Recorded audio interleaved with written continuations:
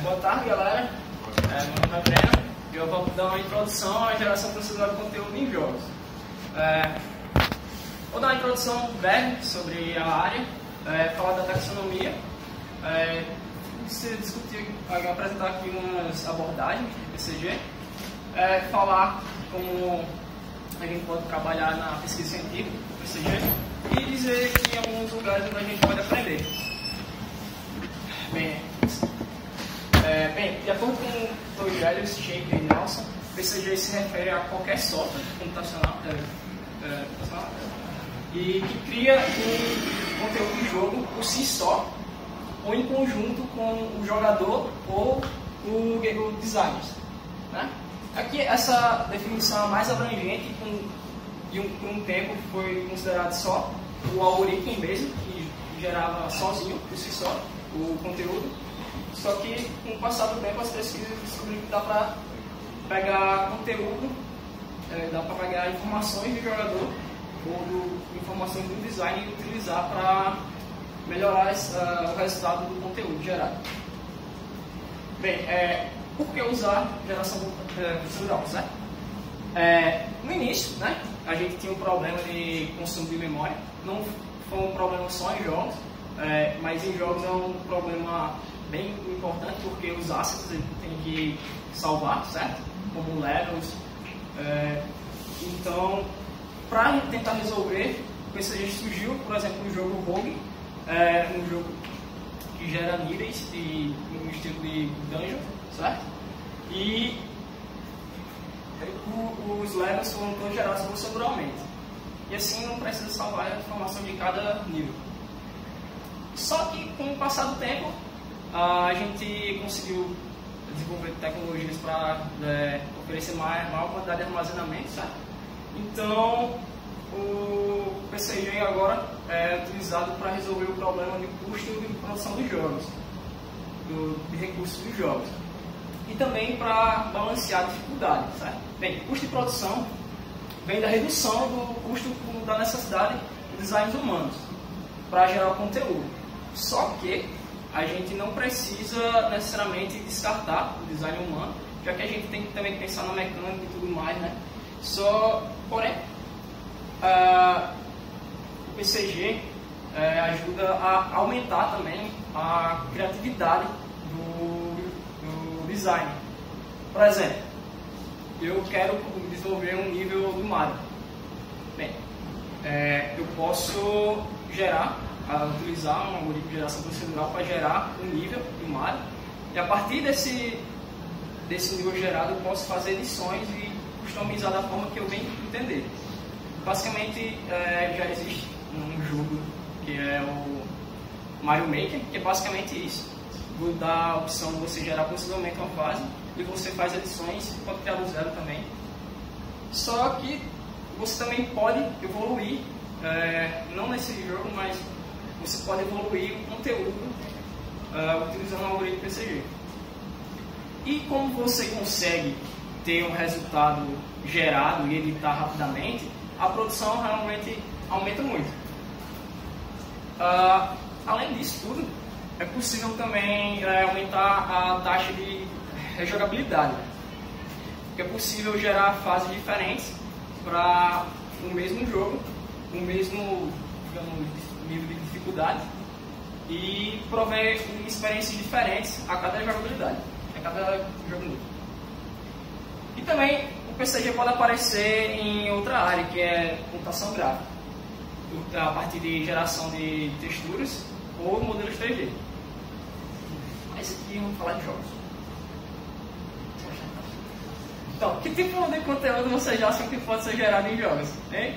Você, Débora? Você não sabe nada, né? Então, brincadeira. Qualquer coisa você sabe. Então, cenários, terrenos, diálogos, histórias, tudo pode ser gerado com geração procedural. Bem, o problema também, isso interessante, é gerar coisas que dependem uma das outras. Eu vou chegar nessa. Aqui é um exemplo de jogo que é o Moonlight, que é um dungeon baseado em roguelike o jogo.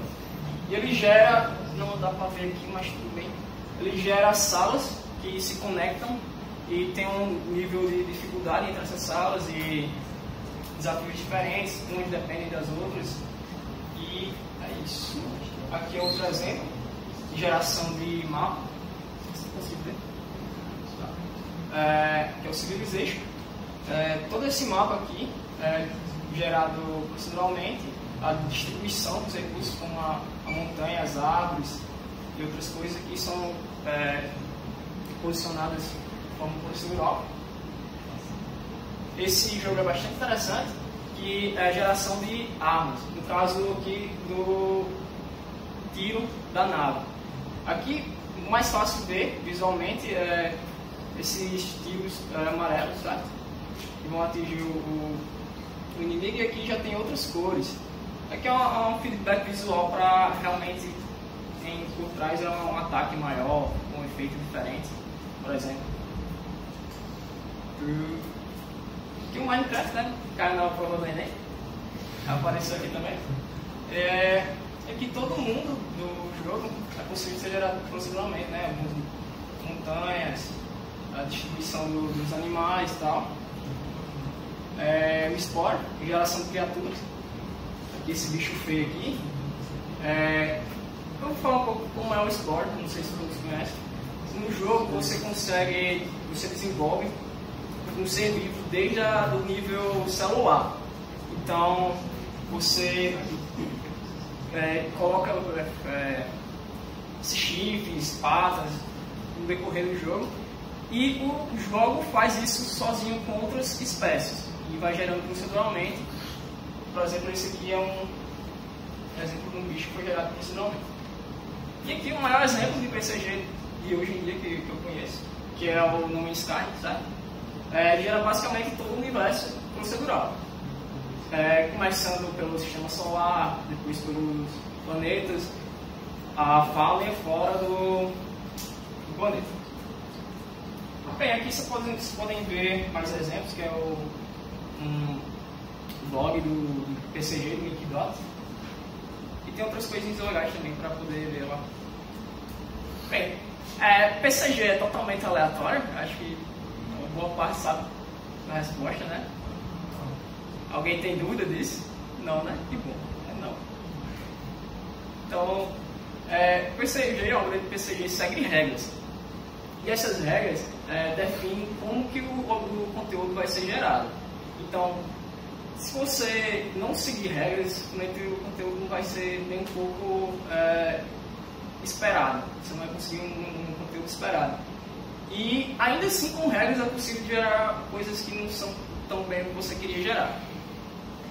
Mas um exemplo de problema é um labirinto que tem que ter pelo menos um caminho da entrada até a saída. Não faz o menor sentido você criar um labirinto que não tenha saída, a não ser que você queira dar muita raiva do jogador, certo? Aqui são outros exemplos de problemas, né? No caso aqui é um labirinto sem caminho, um nível meio sem saídas, um nível com objetivos inalcançáveis, que é totalmente sem noção do que acontecer. Um mapa com personagens mal colocados, mal posicionados. E aqui a gente tem alguns exemplos. Vocês estão conseguindo ver direitinho? Aqui, para quem não está conseguindo ver, é um bloquinho de interrogação do Mario.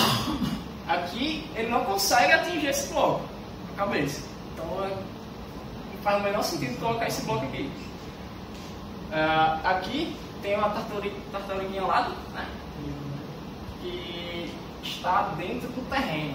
Então ele não conseguir se mover aqui e não vai conseguir atingir o Mario. Aqui esse bloco está voando, então não faz sentido, porque ele deve ser na terra. E aqui tem algumas moedas longe, esse acho que não dá para ver, mas aqui tem uma espécie de tronco que não tem um final do tronco. Bom, eu vou falar agora da taxonomia, que eu acho que é a parte mais importante da apresentação que eu vou falar. Bem, a Uma taxonomia, eu não sei se todos sabem, mas uma taxonomia classifica os objetos de acordo com características relevantes, formando grupos com as características em comum. E a taxonomia PCG ela se refere à classificação de como as técnicas funcionam. E é importante para o trabalho científico porque ajuda a facilitar a definição de alguns problemas. E a taxonomia que eu vou apresentar aqui foi proposta por Togeles, Shaker e Nelson. Bem, a primeira classificação é sobre a geração online e offline. A geração online, o conteúdo é gerado enquanto o jogador joga o jogo. Então, por exemplo, qualquer jogo de corrida infinita, por exemplo, o joguinho do browser, o dinossauro, os cactos, o pterodáctilo, né? São posicionados e proceduralmente a distância e a posição deles em cima ou embaixo é tudo gerado proceduralmente online. E offline, o conteúdo é gerado antes do jogador jogar o jogo. Por exemplo, o Moonlighter que eu comentei no início, ele gera a fase inteira antes do jogador jogar. Isso durante a execução do programa jogo, não da fase em si. E também pode ser considerada a geração durante o processo de produção. Por exemplo, jogos tipo AAA que geram terreno, por exemplo, Far Cry, todo o terreno lá das montanhas são gerados proceduralmente e os designs posteriormente fazem algumas edições para melhorar, ficar mais interessante. Essa classificação é bem bestinha, mas existe, então eu vou falar. Basicamente é conteúdo que é necessário, então o conteúdo não pode ter problemas. Isso vai influenciar diretamente na jogabilidade do jogo, então vai dar uma experiência ruim, então tem que ser realmente consistente o conteúdo. O opcional pode ter alguns probleminhas mais aceitáveis, assim. Na pesquisa a gente não trata muito bem o conteúdo opcional, basicamente só o necessário. Aqui é sobre o controle, o grau de controle da geração do conteúdo. Essa classificação se refere aos parâmetros do algoritmo que ele vai receber para gerar o conteúdo, né? E são basicamente duas divisões, entre sementes aleatórias, que geram uma semente aleatória para gerar o conteúdo, você não tem tanto controle assim, e com os parâmetros você pode dizer quantidade de salas que vão ter num nível, por exemplo, quantidade de caminhos em um labirinto, e grau de dificuldade da fase gerada e entre outras coisas. Essa aqui é muito interessante, que é sobre a classificação do genérico e adaptativo. O genérico, a gente não se preocupa com um jogador em específico para gerar um conteúdo. Basicamente, gera não tem tratamento nenhum para gerar um jogador específico. Para todo mundo gera um conteúdo. Como exemplo, no Sky, não pega características de jogabilidade do jogador para criar um mundo específico que ele se interessa mais. Não tem isso, por exemplo. E no adaptativo não. O jogo é customizado para gerar um conteúdo específico para o jogador. Certo? Por exemplo, Left 4 Dead, que ele utiliza a intensidade emocional do jogador, de alguma forma, ele consegue identificar isso, para chamar uma horda de zumbi para atacar ele, por exemplo. Quando ele está mais calmo, chama a horda, quando está mais agitado, dá uma parada, por exemplo. Bem, aqui estocástico e determinístico, né? Então o estocástico é basicamente um algoritmo que é aleatório, o conteúdo gerado com mais de em cada execução vai ser diferente, certo? E no determinístico sempre vai gerar o mesmo tipo, sempre o mesmo conteúdo para as mesmas entradas do algoritmo. O construtivo e geração e teste. Aqui é o construtivo, você gera o conteúdo com apenas uma execução. Uma execução, por exemplo, você vai montar um nível, você conecta uma sala com a outra até uma certa restrição que você impôs. No geração de teste, você gera vários níveis e a partir de uma função de fitness. Alguém sabe o que é função? Não sabe o que é função de fitness? Alguém não sabe? Você consegue medir com a função de fitness quão bom, quão próximo está do que você espera no conteúdo. No caso aqui, basicamente, a gente tem os algoritmos de busca, certo? Essa aqui é a classificação que eu acho que é a mais interessante, que é sobre a geração automática e a autoria mista. Na geração automática, o algoritmo trabalha por si só, a geração do conteúdo, não tem tanta informação do usuário. E aqui não, aqui o designer ele participa da geração do conteúdo de uma forma mais prática. Por exemplo, aqui o designer pode chegar no programa e pedir para gerar um nível do Mario, por exemplo, como eu falei antes. E aqui ele pode editar o nível como bem entender, certo? E também pode pedir para ele o algoritmo evoluir, colocar coisas mais diferentes, e assim ele pode chegar num ponto em que ele esteja satisfeito com o nível que ele está desenvolvendo. Bem, agora eu vou falar algumas abordagens. Vou falar da geração baseada em ruído, baseada em grid e baseada em enxante. A primeira abordagem, o ruído é usado para gerar mapas 3D ou 2D. Normalmente os 3D é usado para criar terrenos desnivelados. E no primeiro caso, a intensidade do ruído corresponde à elevação. Aqui, como a gente tem um exemplo, esse ruído aqui gera esse terreno com essas elevações. Aqui vocês podem ver que essa parte mais verde pode representar a grama, e aqui essa parte branca é uma neve, como se fosse uma cordilheira. E essa técnica aqui requer algoritmo de geração de ruído, como Kernel Noise e Simplex Noise. Essa técnica aqui, ela é bem determinística, eu não consigo imaginar, não sei se existe uma forma de fazer ela estocástica. Quando você usa uma entrada para um desses algoritmos, você recebe sempre como resultado sempre o mesmo ruído, a mesma textura. Porém, é bastante interessante para gerar fases online, que você consegue ir criando dinamicamente terrenos com continuidade dado, como por exemplo, com um algoritmo Kernel Noise. Aqui são alguns exemplos, né, de um ruído mais suave, um terreno aqui, um pouco de diferença, aqui um ruído mais com alta frequência, gerando cordilheira mais íngreme. E aqui é um exemplo do que é possível fazer com essa abordagem. Aqui eu criei essa imagem do Headboard Gate, tem um post lá sobre ensinando como chegar até esse resultado. E aqui ele usa várias técnicas de noise e outras coisinhas que eu não lembro agora. E você consegue, se você faz a reprodução, você consegue chegar nesse exato resultado. Bem, baseado em grid.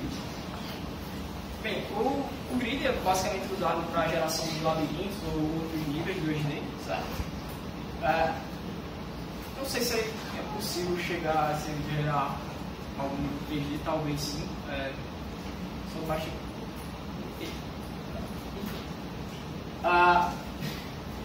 Assim, essa técnica requer alguma técnica de criação de caminhos ou também de salas aqui, como, sei lá, colocar 9 blocos juntos como considerando uma sala. Esse aqui é um exemplo de representação de grid e esse aqui é um exemplo da execução da caminhada do bêbado, que é uma forma de você criar caminhos em um grid.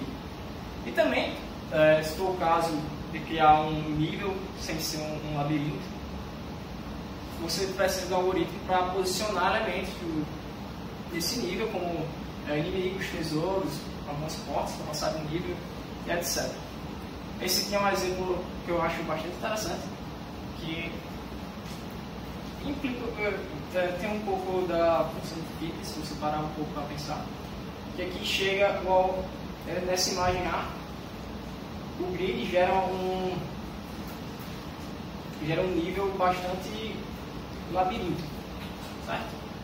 Não tem nenhum grupo de células vazias aqui que formam uma espécie de sala. Já aqui a gente tem uma salazinha aqui. E aqui tem mais de uma sala e assim vai até não ter nem. É só um grande, enorme, e seria possível controlar com a função de fitness ou com parâmetros.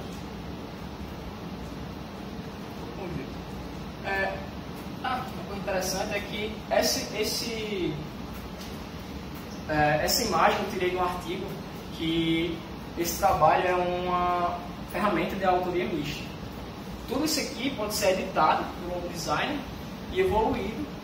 Por exemplo, essa imagem aqui foi o que o algoritmo gerou para ele. Bem, vamos usar um exemplo. E aqui essa foi a edição do design. E ele pede para o algoritmo evoluir e dar esse exemplo, esse resultado aqui. E assim até ele chegar no resultado que ele acha interessante. Não é o caso dessas imagens, mas são um exemplo. E aqui é baseado em chunks. Bem, chunks são basicamente blocos de conteúdo que são criados previamente, certo? E esses chunks vocês podem pensar como peças de quebra-cabeça, certo? Elas têm que ter uma definição de com quais peças que elas podem se conectar e, no caso, muitos chunks. E essa abordagem pode ser utilizada para representar salas em um nível ou peças de uma sala. Você vai montando como se fosse lá um quebra-cabeça mesmo. Aqui são exemplos de chunks. Aqui essa conexão é uma porta para baixo, aqui uma porta para a esquerda, aqui duas portas, aqui três portas. Aqui é um exemplo de uma fase gerada, chunks, aqui é uma conexão no corpo. E aqui é um problema aqui. Uma porta não pode estar conectada com um chunk que está com a parede em cima e nem com nada aqui fora. Certo? Bem, falar agora um pouco como trabalhar com PCG com a pesquisa científica. Vamos falar alguns desafios. Sim, é possível trabalhar com PCG com jogos em pesquisa científica. Isso fica mais legal. A geração procedural tem um potencial enorme com uma pesquisa, certo? E tem vários desafios em aberto que eu vou falar agora no próximo slide. E basicamente a pesquisa em PCG busca gerar conteúdos variados, gerar com uma diversidade enorme e que seja com a qualidade, né? Gerar um conteúdo consistente. E também a eficiência do algoritmo. Como eu falei, a gente usa muitas técnicas de busca e a eficiência destas técnicas são bastante importantes. Bem, basicamente são esses desafios. O primeiro é usar parâmetros intuitivos para gerar conteúdo, certo? Para definir as restrições da geração do conteúdo. Por exemplo, sementes aleatórias não é uma boa forma para criar usar parâmetros, porque não se tem um controle sobre o que você vai conseguir gerar, realmente é o que você espera. E também até eu fiz uma pesquisa de alguns artigos e não explica muito bem como os parâmetros são refletidos no conteúdo gerado. Também é satisfazer um grande número de restrições, por exemplo, um nível que tem tantas salas, por exemplo, 5 salas, essas salas tem que ter um balanceamento de dificuldade X, por exemplo, 2 salas tem que ter um grande nível de dificuldade 2 e outros 3 um pouco menor, e isso tem que ser balanceado. Por exemplo, é necessário passar por uma dessas salas para conseguir acessar a outra, por exemplo, pegando uma chave que abre uma porta, e assim vai. Tem vários tipos de restrições que podem ser colocadas e tem que tratar todas também é um desafio. Gerar resultados agradáveis, né? para o jogador e permitir que a geração gere vários tipos de resultados, ou tipo de conteúdo, e gerar tudo isso em um tempo razoável. E um desafio bastante grande é usar isso tudo aqui junto.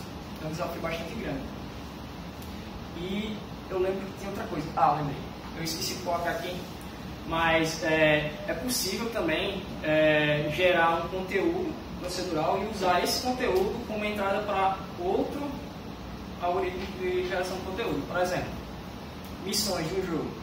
Você gera 5 missões em um jogo e você usa essas missões, por exemplo, essas missões têm uma hierarquia e você usa essas missões e a hierarquia dessas missões para gerar um nível e tem uma sequência e sim, galera, é trabalhoso.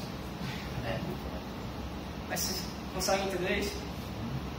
Enfim, onde aprender PCG?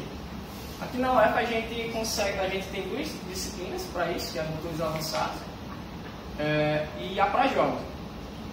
E a para jogos ainda não teve uma primeira edição, vai acontecer no próximo semestre, caso alguém esteja interessado, teria que pagar alguma disciplina nesse semestre, que é a para jogos 1, então tentem pagar a para jogos 1 antes. E motores avançados depende de algumas outras também que eu não lembro aqui agora. Mas também dá para aprender uns tutoriais no YouTube, uns tutoriais em blogs, que é o caso do Red Bob Games que eu mostrei aqui mais atrás. E alguns tutoriais de Unity que eu conheço são esses dois, que são bastante interessantes, que é a geração procedural de cavernas e o roguelike 2D. Alguma pergunta? Fui rápido aqui porque... E aí, perguntas?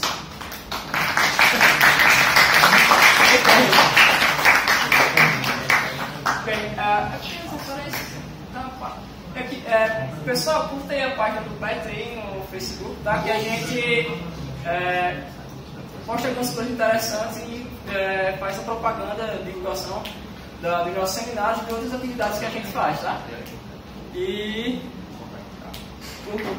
acessem o nosso website e o canal do YouTube que a gente acabou de criar, tá? Então, se vocês quiserem comentar comigo sobre alguma coisa, sobre geração procedural, vocês podem mandar um e-mail aqui. Existe alguma ferramenta que permite facilita esse processo de geração procedural ou eu devo fazer o código na mão do zero? Então, estamos desenvolvendo as ferramentas, que é o caso de iniciativa mista que eu falei, certo? Só que é uma abordagem relativamente nova, então estamos começando a trabalhar mais agora. Mas se eu não me engano tem algum plugin no Unity para ajudar com isso, algumas coisas mais simples. Isso é tudo, pessoal.